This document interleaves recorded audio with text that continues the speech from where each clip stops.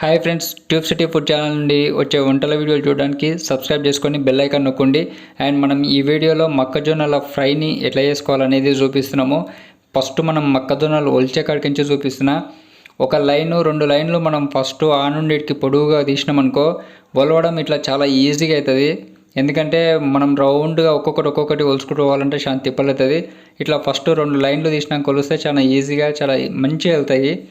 మంచిగా అడుగు నుండి వెళ్తాయి. తీసేటప్పుడు కూడా ఇట్లా మొత్తం కూడా ఒలుచుకొని పెట్టుకోవాలి.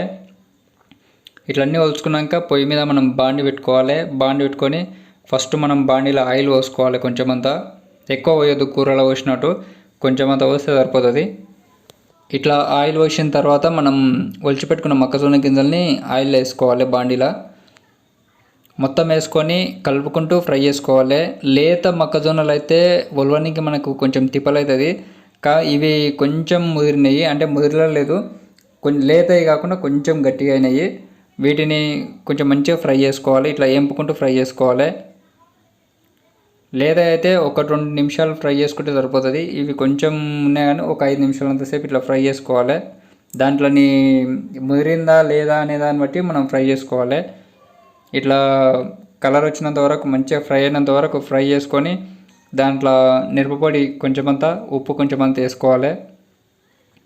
ఫస్టే మిరపపొడి ఉప్పు వేసినామనుకో మిరపపొడి మాడిపోతుంది, నల్లగా అవుతుంది. అందుకని చెప్పి లాస్ట్లో వేసుకోవాలి. ఇట్లా వేసుకొని కలుపుకుంటే సరిపోతుంది. ఉప్పు కొంచెమంతా వేసుకోండి. మిరపపొడి కొంచెం స్పైసీగా తినేటోళ్ళు కొంచెం ఎక్కువ వేసుకోండి. ఇంతే ఫ్రెండ్స్, చాలా సింపుల్గా ఇట్లా కలుపుకొని స్టవ్ ఆఫ్ చేసుకుంటే అయిపోతుంది. మొక్కజొన్నలు మామూలుగా తినే కంటే ఇట్లా ఫ్రై చేసుకొని తింటే సూపర్ టేస్ట్ ఉంటాయి.